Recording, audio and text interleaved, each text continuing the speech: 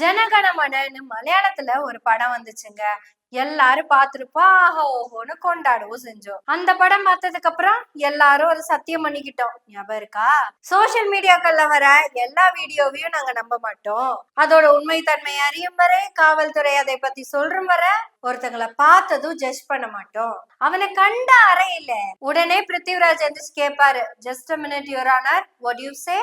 Good, bad, fair, ugly இப்படி எல்லாம் யாராவது வீடியோ போட்டா நம்ப மாட்டோம்னு சத்தியம் பண்ணுமா? இப்ப என்னாச்சு? அந்த கேரளா பொண்ணு போட்ட அந்த வீடியோ வந்த உடனேயும் அவ்வளவுதான். சார், நாங்க ஷார்ட்ஸவே ஷார்ட்டா பாக்குற ஆளுங்க சார், ரீல்ஸவே ரிவுக்குன்னு பாக்குற ஆளுங்க சார். படத்தை பார்த்து சத்தியம் பண்ணதெல்லாம் ஞாபகம் வச்சுட்டு இப்ப நடந்துக்க முடியுமா சார்? அந்த பொண்ணு வீடியோ போட்ட அடுத்த 1 மணி நேரத்துல தீபக்குக்கு மரண தண்டனை கொடுத்தே ஆகணும்னு சொன்ன இந்த சமூகம் தான். இதே சமூகம் தீபக் இறந்த உடனேயும் நீதி வென்றது, சத்தியம் வென்றது, தர்மம் வென்றதுனால யாரும் பேசல. உடனே அடுத்த ரீல்ஸுக்கு தயாரானோம்ல. பாருங்க, இதுதான் அவங்க கண்டென்ட்டா இருந்தது. இப்ப கேரளால இருந்து இந்த அட்டைப்பெட்டி இல்லாம ஒரு ரீல்ஸ் வெளியே வர்றது இல்லைங்க. ஆனா அட்டைப்பெட்டி இல்லாத பல பேரு புதுசா 4 டிவி 4 ஃப்ரிட்ஜ் எல்லாம் வாங்கிட்டு வந்திருக்கிறாங்க வெறும் அட்டைப்பெட்டிக்காக. முந்தா நேத்து வரை கேப்பாரற்று கிடந்த இந்த அட்டைப்பெட்டிய இன்னைக்கு இந்தியாவுடைய ட்ரெண்டா மாத்தி வச்சிருக்கிறாங்க. அட்டையிலேயே சட்டை தைக்கிறது என்ன, அட்டையிலேயே பேக் தைக்கிறது என்ன, புதுசா நிறைய ரீல்ஸ் எல்லாம் போட ஆரம்பிச்சாச்சு. பா, என்ன கண்டென்ட், என்ன கிரியேட்டிவிட்டிங்கிறீங்க. இதெல்லாம் எதுக்காக?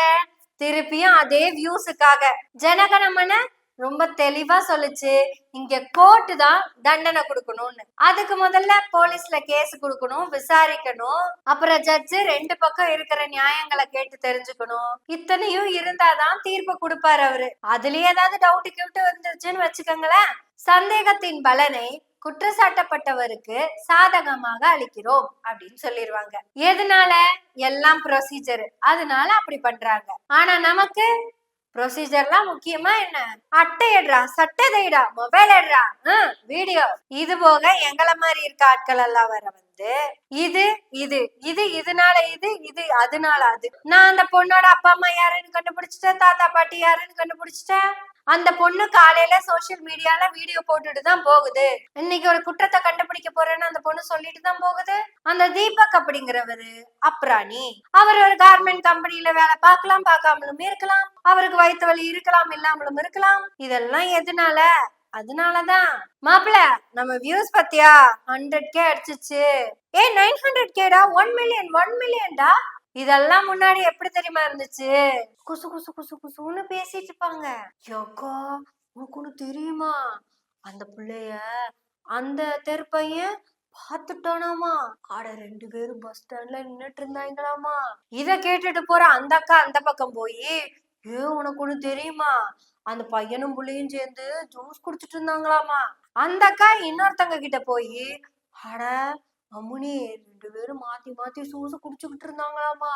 அவங்க நேரா ஃபர்ஸ்ட் சொன்னாங்கல்ல, அவங்க கிட்ட வந்து, அண்ணே உனக்கு ஒரு விஷயம் தெரியுமா, அவங்க 2 பேரும் முத்தம் கொடுத்துட்டு இருந்தாங்களாமா. அந்த அண்ணன் உடனே பக்கத்துல இருக்கிற அண்ணன் கிட்ட போய் இப்படி அண்ணன்னு மாறி பேசி, இதுக்கு பேருதான் புரளைய கிளப்புறது. அந்த புரளையாவதும் அந்த ஊருக்குள்ளதான் சுத்திக்கிட்டு இருக்கும். இன்னைக்கு சோசியல் மீடியாங்கிறனால அது உலகம் முழுக்க சுத்திக்கிட்டு இருக்குது.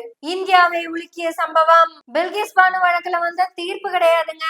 ஆஷிஃபாவின் மரணம் இந்தியாவை உழுக்காதுங்க. உண்ணாவில நடந்த சம்பவம் இந்தியாவை உழுக்கவே இல்லைங்க. அட மல்யுத்த வீராங்கனைகள் 10 நாளுக்கு மேல ரோட்ல உட்கார்ந்து போராடி பூட்ஸ் காலால அடி வாங்கினது கூட இந்தியாவை உழுக்கவே இல்லைங்க. பதக்கத்தை எல்லாம் அவங்க திருப்பி கொடுத்தப்ப கூட உழுங்காத இந்த இந்தியா, நம்ம எல்லாரும் சேர்ந்து ஒரு வதந்திய வாந்தியா எடுத்து ஒரு கோழைய, தீபக் என்கிற கோழைய சாகடிச்சிட்டோம். இத்தனை பேர் பேசுறீங்க, ஏன் அந்த புள்ள அங்க அடிச்சிருக்கலாம், போலீஸ் ஸ்டேஷன் கம்ப்ளைண்ட் போயிருக்கலாம். தன்னை ஒருவன் பாலியல் ரீதியாக துன்புறுத்துகிறான் என்று தெரிந்தால் அந்த புள்ள ரியாக்ட் பண்ணிருக்கணும், பேசியிருக்கணும், அடிச்சிருக்கணும், சண்டை போட்டிருக்கணும். இது வரைக்கும் அந்த மாதிரி எத்தனையோ பேர் சண்டை போட்டிருக்காங்க. ஆனா இந்த உலகம் அத உழுக்கவே இல்லையே. ஆனா தீபக் என்பவர் எதுக்காக இந்த முடிவு எடுத்தாருன்னா, எல்லாம் இன்ஸ்டன்ட் ஷார்ட்ஸ் ரீல்ஸ் தான் காரணம். நமக்குத்தான் ஒரு வீடியோ பார்த்துட்டாலே அந்த டைட்டில பார்த்து மொத்த உண்மையும் தெரிஞ்சுக்கிற ஆளுங்க தானே. அட தஞ்சாவூர் கோயிலோட நிழலு விழுகாதுன்னா விழுகாது தானே. அட காமராஜர் செத்தப்ப அதிகமா அவருக்காக அழுதது அண்ணாதுரைன்னா அது உண்மையா தானே இருக்கும். ஆனா காமராஜர் கட்டும் ஸ்கூல்ல தாங்க அப்துல் கலாமே படிச்சாரு. அவ்வளவு ஏன் குச்சுக்குள்ள இருக்கிற பிள்ளையவா தூக்கிட்டு வந்து கற்பழிச்சேன். நமக்கு என்ன கவலை, நமக்கு ஷார்ட்ஸ் ரீல்ஸ் தானே. இப்படி வர வதந்திகளை எல்லாம் உண்மைன்னு நம்பி குஜராத்ல வறுமையே இல்லைங்க. குஜராத் மாநிலத்துல இருந்த 1,00,000 கோடி கடனை அடைத்து மேலும் 1,00,000 கோடிய உலக வங்கியில டெபாசிட் பண்ணவரு தான் அப்ப சிஎம்மா இருந்த மோடி அவர்கள். குஜராத்தின் வளர்ச்சியை பாருங்கள் பாருங்கள் பாருங்கள். அவ்வளவுதான். நம்மளாம் ஷார்ட்ஸவே ஷார்ட்டா பாக்குற ஆளுங்களா மாறிட்டோம். அதனாலதான் தீபக்க கொன்னதுல நம்ம எல்லாத்துக்கும் பங்கு இருக்கு அப்படிங்கறத ஒத்துக்க மறுத்துக்கிட்டு இருக்கோம். ஒருவேளை இந்த பொண்ணு அரெஸ்ட் ஆகாம இந்த பொண்ணும் செத்து இருந்துச்சுன்னு வச்சுக்கோங்களேன், தர்மத்தின் வாழ்வுதனை சூதுகவும் தர்மம் மறுபடியும் வெல்லும். அரசன் நன்று கொள்வான், தெய்வம் நின்று கொள்ளும். செய்த பாவத்துக்கு கிடைத்த தண்டனை. இப்ப ட்ரெண்ட்ல சொன்னோம்னா கர்மா இஸ் அ பூமரங். இப்ப இந்த அட்டையில யாரெல்லாம் சட்டை தைச்சு போட்டாங்களோ அவங்க எல்லாம் திரும்பி வந்து என்ன சொல்லுவாங்கன்னு கேட்டீங்கன்னா, நம்ம எல்லாரும் இப்படி பொறுப்பே இல்லாம சோசியல் மீடியால பேசிக்கிட்டு இருந்ததுனாலதான் 2 உயிர்களை அநியாயமாக பறித்து விட்டோம். இனிமேல் ஜனகணமனம் படத்தை முதலிலிருந்து மீண்டும் 10 முறை பார்ப்போம். இத இந்தியால இருக்கிற ஒவ்வொரு மாநிலங்களுக்கும் கொண்டு சேர்ப்போம். We want re-release. We want re-release. உடனடியா ஜனகணமன படத்தை உலகம் எங்கிலும் போடுங்க. இனி ஒவ்வொருத்தங்களும் சோசியல் மீடியாவை பார்த்து உடனே வீடியோ போடக்கூடாது. அந்த வீடியோல இருந்து எடுத்து அவங்க வியூஸ்க்காக எல்லா அட்டையா சட்டையா தைச்சு போடக்கூடாது. அதுவும் இல்லாம உடனடியா தீர்ப்பு சொல்லக்கூடாது. இது சனாதன காலம் அல்ல, இது அம்பேத்கரின் சட்டத்தின் காலம். AR ரஹ்மான் பிரச்சனை, கடையநல்லூர் பிரச்சனை, இதோ இப்ப இந்த கேரளா பொண்ணு பிரச்சனை, இதெல்லாம் பார்க்கும்போது ஒரு யூனிஃபார்மிட்டி சுத்திக்கிட்டே இருக்குல்ல. எலெக்ஷன் வருது, நம்ம உஷாரா இருக்க வேண்டிய நேரம் இது. இது வரைக்கும் சுய அறிவோட நம்ம எதுவுமே செஞ்சது கிடையாது. உடனே யாராவது கோவப்பட்டு வந்து நாங்க சுய அறிவோட தான் பண்றோம் அப்படின்னு சொன்னீங்கன்னா உங்க ஜாதி எங்க இருக்கு, யாரு கொடுத்தா எப்படி இருக்கும், இதெல்லாம் உங்க சுய அறிவோட தானே கத்துக்கிட்டீங்க. அதனாலதான் சொல்றோம், இப்ப இந்த சோசியல் மீடியா நம்ம எல்லாத்தோட மைண்ட் செட்டும் தன்னோட இடத்துக்கு கொண்டு வந்து நிறுத்துது. இதையும் புரிஞ்சுக்காம அந்த ஆட்டத்துக்கு நம்ம ரியாக்ட் பண்ண ஆரம்பிச்சிட்டோம்னா கடைசியில நமக்கு உண்மையாலுமே அட்டையில தான் சட்டை கிடைக்கும். அந்த அட்டையில கிடைச்ச சட்டையை கூட மேல போடக்கூடாது. நன்களி தெரியும்ல. ஜனகணமன படத்தை மீண்டும் ஒரு முறை எல்லாரும் பாருங்க.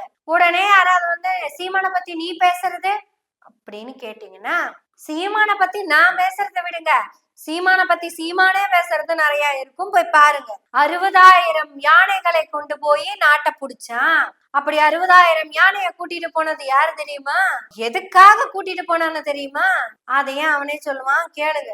சீமானை பத்தி நாங்க பேசுறது அவன் இந்த மண்ணுக்கும் மக்களுக்கும் ஆபத்தான ஒருத்தன். இதே நேரத்துல நமக்கு இன்னொரு செய்தியும் சொல்லிக்கிட்டே வருவாங்க, சோசியல் மீடியா ரொம்ப ஆபத்தானதுன்னு. நம்ம அதை சரியா கையாள பழகுவோம். நன்றி, வணக்கம்.